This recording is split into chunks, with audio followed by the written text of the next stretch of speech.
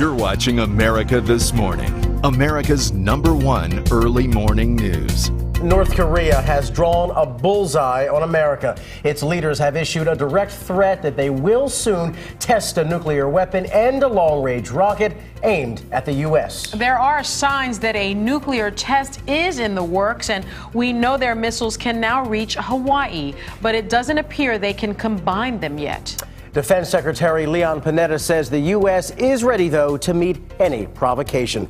So how's all of this going over in that region? ABC's Gloria Riviera has just arrived in Seoul. And Gloria, how concerned, for a second, are the leaders in South Korea? Rob, here in South Korea, there is not panic yet, but there is serious concern. Yesterday, it was the U.S.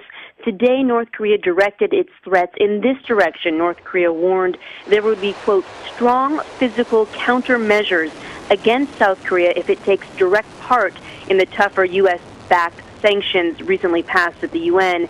And analysts say American intelligence, international agency intelligence, it all concludes that the North Koreans' nuclear and missile capabilities are getting more sophisticated, slowly but surely, and that is a concern to South Korea and to the rest of the world.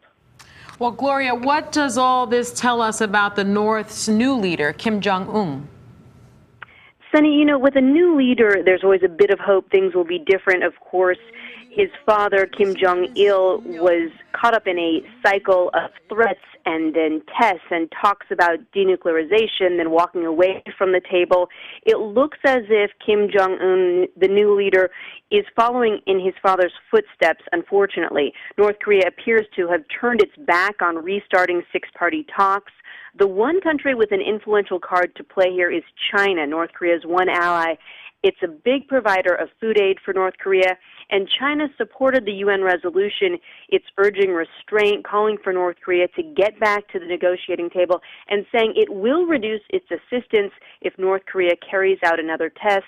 That is not what Kim Jong-un wants to hear, but it's new, and many are hoping it doesn't fall on deaf ears. A provocative action, certainly with the eyes of the world now, again, on that country. ABC's Gloria Riviera live for us in Seoul, South Korea. Thanks, Gloria.